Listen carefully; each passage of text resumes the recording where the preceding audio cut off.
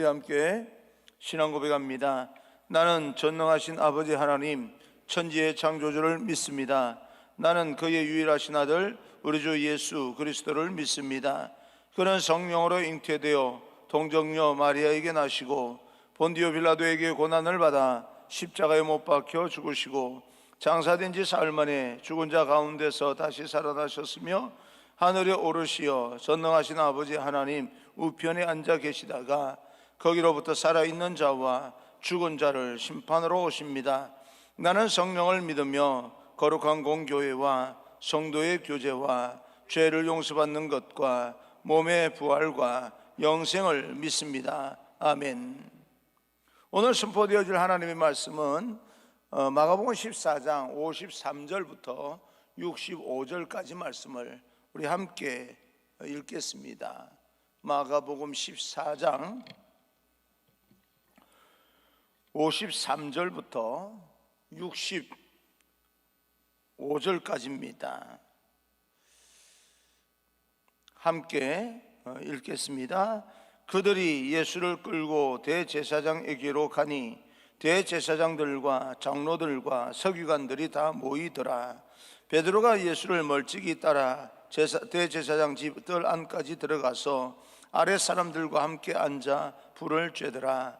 대제사장들과 온 공회가 예수를 죽이려고 그를 칠 증거를 찾지 못하여 이는 예수를 쳐서 거짓 증인하는 자가 많으나 그 증언이 서로 일치하지 못함이라. 어떤 사람들이 일어나 예수를 쳐서 거짓 증언하여 이르되 우리가 그의 말을 들으니 손으로 지은 이 성전을 내가 헐고 손으로 짓지 아니한 다른 성전을 사흘 동안 지으리라 하더라 하되 그 증언도 서로 일치하지 않더라. 대제사장이 가운데에 일어서서 예수에게 물어 이르되 너는 아무 대답도 없느냐? 이 사람들이 너를 치는 증거가 어떠하냐 하되 침묵하고 아무 대답도 아니하시거늘 대제사장이 다시 물어 이르되 내가 찬송받을 이의 아들 그리스도냐? 예수께서 이르시되 내가 그니라. 인자가 권능자의 우편에 앉은 것과 하늘 구름 타고 오는 것을 너희가 보리라 하시니 대제사장이 자기 옷을 찢으며 이르되 우리가 어찌 더 증인을 요구하리요? 그 신성 모독하는 말을 너희가 들었도다. 너희는 어떻게 생각하느냐 하니 그들이 다 예수를 사형에 해당한 자로 정죄하고 어떤 사람은 그에게 침을 뱉으며 그의 얼굴을 가리고 주먹으로 치며 이르되 선지자 노릇을 하라 하고 하인들은 손바닥으로 치더라. 아멘. 우리 앞뒤좌우 인사합니다. 축복합니다. 성령 충만 행복하십시오. 인사합니다. 축복합니다. 성령 충만 행복하십시오. 오늘은 이 하나님의 말씀을 통하여서 진리라고 증언할 때라고 하는 말씀으로 여러분에게 제목으로 말씀을 전하겠습니다. 오늘 말씀은 특별히 그런 기간은 아니지만 예수님께서 이제 십자가 지시기 전 고난주간 금요일 날 순환당한 사건이 기록되어져 있습니다. 오늘날로 우리가 고난주간을 말하면 그렇습니다. 예수님이 자발적으로 체포당하시는 그 과정 중에 나타나는 베드로의 충동적인 그런 상황과 그리고 예수님을 버리고 도망갔던 제자들의 모습, 오늘 마가는 유대인의 최고 재판기구인 산헤드린 공회에서 행해지고 있는 그 예수님의 신문과 사형 결의에 대해서 자세하게 기록하고 있습니다. 오늘 말씀을 보게 되면 겟세마네 동산에서 체포한 사람들은 예수님을 연행하여서 대제사장 집으로 끌고 갑니다. 그리고 예수님을 버리고 도망갔던 그런 베드로도 예수님을 멀찍이 따라와서 사람들 사이에서 불을 쬐고 있습니다. 한 가지 특이한 사항은요, 대제사장들과 서기관과 장로들이 해가 지고 난 후에는 공식적으로 어떤 공회도 열 수 없다라고 하는 특이한 그런 사항이 있는데도 불구하고 특히 사형에 관해서는 재판을 열 수 없다는 관례를 어기고 예수님을 처형하기 위해서 한밤중에도 불구하고 속속 이렇게 몰려들고 있습니다. 한 사람의 생명을 사형시키는 그런 일을 결정하는데 이들은 지금 저녁 늦은 시간에 그들은 모이고 있습니다. 절대 모일 사람들이 아닙니다. 그리고 모이려고 하지도 아니하고 모였어도 안 됩니다. 해가 지고 나면 공회가 열리질 않습니다. 그런데도 이 사람들은 예수님을 죽이기 위해서 속전속결이라고 하는 말이 있지 않습니까? 그래서 모이고 있습니다. 53절입니다. 53절, 그들이 예수를 끌고 대제사장에게로 가니 대제사장들과 장로들과 서기관들이 다 모이더라. 이런 일이 없어요. 그런데 이렇게 모입니다. 여기서 먼저 우리가 주목해야 될 것은 예수님을 대제사장 집으로 끌고 갔다라고 하는 기록 속에 예수님을 체포해서 끌고 오라라고 하는 사람이 이 대제사장이었다라고 하는 사실을 알 수 있습니다. 그러니까 그 제일 먼저 거기로 끌고 간 거예요. 대제사장이 누구입니까? 하나님의 백성에게 말씀을 연구하여서 바르게 인도해야 될 당시의 최고의 영적 지도자입니다. 그러나 오늘 그 대제사장의 모습은 하나님이신 예수님을 알아보지 못하는 영적인 소경의 모습으로 사람을 죽이는데 앞장서고 있습니다. 인류의 구원자 메시아이신 하나님 앞에 겸손히 엎드려야 될 이 영적인 최고 지도자임에도 불구하고 예수님을 불법적으로 체포해서 결박하여 자기 앞으로 끌고 오는 무지하고 어리석은 영적 소경의 행동을 하고 있습니다. 또한 안타까운 것은요, 대제사장뿐만 아니라 공회에 모인 제사장들과 서기관들과 장로들도 자기 앞에 서 계시는 분이 예수 그리스도, 정말 그 보기는 보고 있는데 누구인지 알지 못하고 주님의 음성을 듣기는 듣고 있는데 깨닫지 못하는 가장 무지한 종교 지도자의 모습을 우리는 보고 있습니다. 예수님을 만나고 싶었는데, 예수님을 직접 만났는데 그분이 예수님인 줄도 모르고 그 음성을 듣는데도, 그 진리의 음성이 들리는데도 불구하고 진리를 연구하는 사람들이 진리인 줄도 모르고, 사람들 앞에서는 가장 거룩하고 가장 똑똑한 척 하는데도 불구하고 예수님 앞에서는 가장 무지한 사람이 되고 맙니다. 영적 소경이고 귀머거리인 그들이 원하였던 것은 예수님의 단 한 가지, 예수님의 죽음입니다. 그것밖에 원하는 게 없습니다. 사람을 살리고 그 영혼을 격려하고 위로하고 해야 될 사람이 이렇게 예수님 사람을 죽이는 일에 앞장서고 있습니다. 55절입니다. 55절, 대제사장들과 온 공회가 예수를 죽이려고 그를 칠 증거를 찾되 얻지 못하니, 그러면 이런 영적 지도자들의 영적 타락은 어디에서부터 시작이 되었을까? 오늘 말씀을 통해서 그것을 유추해 볼 수 있는데요, 성경에 보게 되면 대제사장직은 모세의 형 아론 이후에 한 명만 세우는 것이 원칙입니다. 그런데 오늘 말씀 속에서 가만히 이래 보게 되면 대제사장들과 이렇게 되어 있습니다. 여러 명이 있음을 알 수가 있어요. 대제사장이 여러 명이 세워졌다라고 하는 것을 통하여서 그 당시 유대 종교가 얼마나 부패했는지를 우리는 알 수가 있습니다. 대제사장직이요, 바로 이 어떤 포지션이 이권과 권력으로 변질해버린 부패의 모습을 볼 수가 있습니다. 제가 그런 말을 할 입장이 아니라고 사람들은 말하지만, 오늘날 우리 종교 지도자 어떤 포지션, 여러 가지 감독직이든 어떤 직이든 왜 그렇게 그 자리에 대해서 우리가 예민한지, 우리는 이런 모습을 보면서 좀 우리가 반성을 해야 되겠다라고 하는 거죠.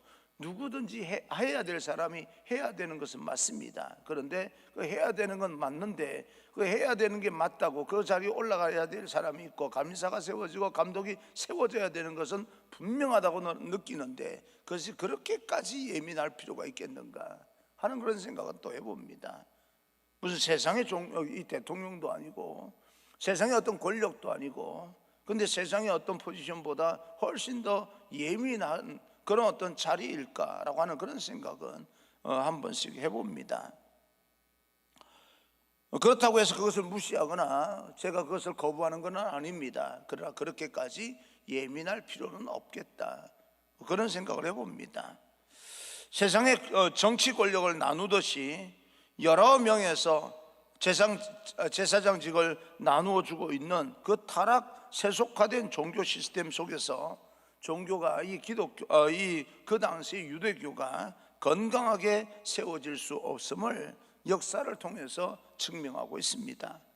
예수님 당시 종교 지도자들의 부패와 타락은 그 당시 유대 사회를 진리가 아닌 세속화, 그 파멸의 구렁텅이로 몰고 가고 있는 것입니다.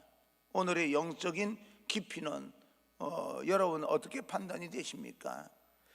56절입니다. 56절, 이는 예수를 쳐서 거짓 증언하는 자가 많으나 그 증언이 서로 일치하지 못함이라. 영적 지도자들이 부패하다 보니까 그 인도함과 그들의 가르침을 받는 사람들의 증언이 바를 수가 있겠습니까? 다 거짓 증언하는 거죠. 아니면 말고요. 오늘날 아니면 말고 식으로 말하는 사람이 얼마나 많습니까? 유대율법에서 음이 금하고 있는 거짓 증언을 서슴지 않고 행하고 있는 사람들, 전혀 성경 말씀하고는 상관이 없는 사람들, 증언이 일치하지 않았다. 이것은 진리 앞에서는 거짓들은 일치하지 않는다는 것과 바로 예수님께서 진리라고 하는 사실을 대변해 주고 있는 것입니다. 여러분, 영적 지도자가 타락하면, 영적으로 눈이 가리워지면 정말 이 심각한 그런 어떤 현상이 일어납니다. 사무엘상 1장을 여러분 기억하시죠? 엘리 제사장이 그렇게 가슴에 한을 가지고 성전에 나와서 기도하는 한나의 모습을 보면서 얼마나 한이 맺혔으면 몸을 뒹굴면서 처절하게 기도하는 모습으로 보지 않냐고 술 취한 모습으로 보게 됩니다. 나쁜 짓을 하고 안 하고를 떠나서 영적으로 눈이 감겨지면 이런 현상이 일어나는 겁니다. 정말 처절한 그런 어떤 몸부림, 영적인 몸부림이 있는데도 불구하고 세상적인 그런 어떤 가치관으로 쳐다보게 되면 다르게 판단되어져 버리는 영적 지도자들의 영성이 심각한 문제다라고 하는 것을 말해주고 있는 것입니다. 진리이신 예수님을 향해서 메아리 쳤던 그 거짓 증언들이 다름 아닌 이스라엘의 종교 중심지인 예루살렘에서 행해지고 있다. 솔로몬의 성전이 있고 하나님의 말씀의 가르침이 있고 예배와 제사가 있는 예루살렘 그곳에서 거짓 증언이 버젓이 행해지고 있다고 하는 것을 보면서 오늘날 우리의 성전 중심의 삶이 어떠해야 되는지 타산지석으로 삼아야 됩니다. 오늘 우리 교회에서는 복음의 진리가 바르게 선포되고 있는 것입니까? 아니면 그 진리가 세속화라고 하는 종교 상자에 포장되어 있는 것입니까? 세상의 조직처럼 교회 직제가 수직적인 질서로 나타나는 변질된 모습, 그런 모습은 아닌가라고 하는 것을 살펴봐야 됩니다. 내가 얼마나 신앙생활을 했고, 내가 담임 목사다, 내가 목사다, 장로다, 권사다, 집사다, 이런 모든 직분을 떠나서 내가 가장 본질적인 예수 그리스도 복음 진리 앞에 엎드리고 순종하는, 본질적인 것을 먼저 생각을 하는 그런 어떤 직제가 필요 없다는 말이 아니라 그 직제는 반드시 필요한 것인데, 그 직제 이전에 예수 그리스도가 우리 중심에 있어야 된다는 이 사실 앞에 우리는 다시 한번 겸허히 무릎을 꿇어야 될 것입니다. 남의 탓을 하기 전에, 리더를 탓하기 전에 내가 먼저 진리 앞에 엎드리는, 나부터 이제 신앙 철학이 시작되는 그런 어떤 부분이 아니라 온전히 이 우리 삶 속에서 하나님으로부터, 예수 그리스도로부터라고 하는 이 신앙이 제대로 구현이 될 때 우리는 그 빛을 받아서 세상의 빛이 되고 세상의 소금이 되는 그런 소망이 있는 공동체가 될 것이다, 난 그렇게 믿습니다.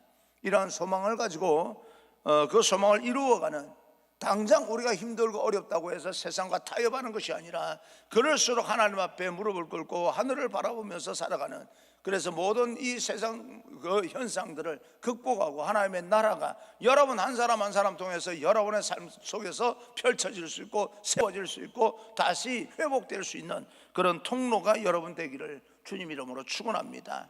그러기 위해서는 우리에게 힘들고 어렵더라도 믿음이 필요합니다. 사내들인 공의회는 거짓 정언을 내세워서 예수님의 처형을 의결하려고 합니다. 그러나 그 정언들이 일치하지 않아서 그 뜻을 이루지 못합니다. 예수님께서는 성전을 포함한 모든 거짓 정언에 대한 일체 대꾸를 침묵으로 일관합니다. 말씀하지 않습니다. 그러나 대제사장이 던진 질문, 내가 메시아냐라고 하는 말에는 분명하게 선명하게 예수님께서 말씀하여 주십니다. 61절 62절입니다 61절 62절 침묵하고 아무 대답도 아니하시거늘 대제사장이 다시 물어 이르되 내가 찬송받을 이의 아들 그리스도냐. 예수께서 이르시되 내가 그니라. 인자가 권능자의 우편에 앉은 것과 하늘 구름을 타고 오는 것을 너희가 보리라 하시니 대제사장이 내가 찬송받을 이의 아들 그리스도냐 하면서 메시아임을 질문합니다. 이것은 대제사장의 마음의 고백이 아니라 예수님을 죽이기 위한 그런 어떤 악의적인 의도가 숨겨져 있었는데, 놀라운 사실은요, 이런 악의적인 이 말씀, 다른 때는 침묵하시다가 자기가 위험에 처할 수 있는 사형을 결정적으로 사형을 구형할 수 있는 그런 어떤 빌미를 줄 수 있는 이 자기 신분에 대해서는 회피하지 아니하고 침묵하지 않습니다. 예수님은 자신이 하나님의 아들이고 메시아임을 공개적으로 시인합니다. 이 말씀, 오늘 이 61절 62절 말씀은 시편 110편 1절 말씀을 인용한 겁니다. 시편 110편 1절, 여호와께서 내 주께서 말씀하시기를 내가 내 원수들로 내 발판이 되기가 하기까지 너는 내 오른쪽에 앉아 있으라 하셨도다. 다니엘서 7장 13절도 또 인용을 합니다. 내가 또 밤 함산 중에 보니 인자 같은 이가 하늘 구름을 타고 와서 옛적부터 항상 계신 이에게 나아가 그 앞으로 인도되매. 유대인들이 잘 알고 있는 이 두 말씀을 인용하시면서 자신이 구약 성경에 예언되어져 왔던 메시아이며 하나님으로부터 세상을 통치할 권위와 세상을 심판할 때 메시아임을, 그 하나님의 우편에 앉아 있음을 선포하고 있습니다. 그러면 여러분들에게는, 저에게는, 오늘날 저와 여러분들에게는 예수님은 어떤 분이십니까? 심판자, 구원자, 중보자. 예수님은 2000년 전에 저와 여러분을 위해서 십자가에 죽으셨습니다. 그리고 3일 만에 부활하셔서 저와 여러분을 중보하고 계시는 분입니다. 구원의 통로가 되고 계시고 예수 그리스도의 이름으로 아버지 앞에 갈 수 있는 길을 열고 계십니다. 내가 길이요 진리요 생명이니. 그리고 다시 이 땅에 오셔서 심판하실 메시아이시다라고 하는 것을 성경은 우리에게 분명하게 말씀해 주고 있습니다. 저와 여러분은 다시 오실 예수님을 바라보고 살아야 됩니다. 우리들의 과거와 현재와 미래 모두가 예수님께 속해 있음을 고백해야 됩니다. 그것을 우리는 역사라고 이야기를 합니다. 요한일서 4장 3절에 이렇게 말합니다. 예수를 시인하지 아니하는 영마다 하나님께 속한 것이 아니니 이것이 곧 그리스도의 영이니라. 오리라 한 말을 너희가 들었거니와 지금 벌써 세상에 있느니라. 이 고백이 입술의 고백이 아니라 생활이라고 하는 삶의 언어로 고백되어지기를 간절히 소망합니다. 63절 이후를 보게 되면 예수님의 본질에 대해서 듣고도 시인하지 않는 이 대제사장의 모습, 예수님께서 진리를 선포하는데도 불구하고 그것이 들리는데도 불구하고 받아들이지 않는 대제사장의 모습이 나타납니다. 그래서 대제사장은 예수님을 신성 모독으로 규정하고 자신의 옷을 찢으면서 사형을 구형합니다. 그런데 사내들인 공의회에 모여있던 군중들은 예수님을 때리고 조롱합니다. 얼마나 추악하고 안타까운 모습입니까? 여러분, 오늘날 여러분들이 정확하게 확인되어지지 않는 그런 사건에 대해서 매스컴을 통해서나 또 우리 지도자를 뽑는 그런 과정 중에 이런저런 말이 나올 때요, 너무 쉽게 믿지 마세요. 믿지 말라고 하는 말이 아니라 너무 쉽게 판단하지 마세요. 내가 확인한 것이라면 모르겠지만 내가 확인도 하지도 아니하고 결론도 나오지 않은 일에 대해서 아주 적나라한 그런 어떤 세상의 용어로 욕을 해대고요, 자기 인격의 바닥을 드러내는 그런 일들은 우리는 좀 삼가해야 됩니다. 오늘 이 예수님께서 하신 말씀을 가지고 예수님을 때리고 조롱하고 손바닥으로 얼굴을 치고, 여러분, 그들은 무엇 때문에 예수님, 무슨 억하심정이 있어서 예수님을 이렇게 한단 말입니까? 잘못된 편향적인 그런 종교의식 때문에, 종교적인 그런 어떤 이 의식 개념 때문에 예수님을 이렇게 하는 거지요. 사람이 한쪽으로 이 생각이 몰리면 다른 사람들을 쳐다볼 겨를도 없고 판단할 능력도 없고 보이는 대로 그냥 때리고 조롱하고 비판하고 이런 행동들이요, 오늘도 고스란히 이어져 내려오고 있지 않습니까? 함부로 여러분 쉽게 그렇게 결단을 내리는 그런 일은 판단은 하지 않도록 우리는 조심해야 됩니다. 아무리 매스컴에서 그럴 것이다, 이럴 것이다, 이런저런 이야기가 나온다 할지라도 근거가 없이 나오겠습니까? 그러니까 우리가 그렇게 화를 내기도 하고 분노하기도 하고 그렇기는 하지만 마지막 결론이 내리기까지는 내가 그런 쪽으로 좀 이렇게 마음이 쏠리는 한이 있어도요, 너무 극단적인 말들 있지 않습니까? 그런 말들을 좀 삼가했으면 좋겠다. 죄송합니다, 쳐 죽일 놈이라든지 이런, 자기가 무슨 확인을 해봤어요? 그렇게까지 쳐 죽일 사람은 아닐더만 보니까. 이런 어떤 그것이 드러난다고 해서 무슨 쳐 죽일 사람입니까?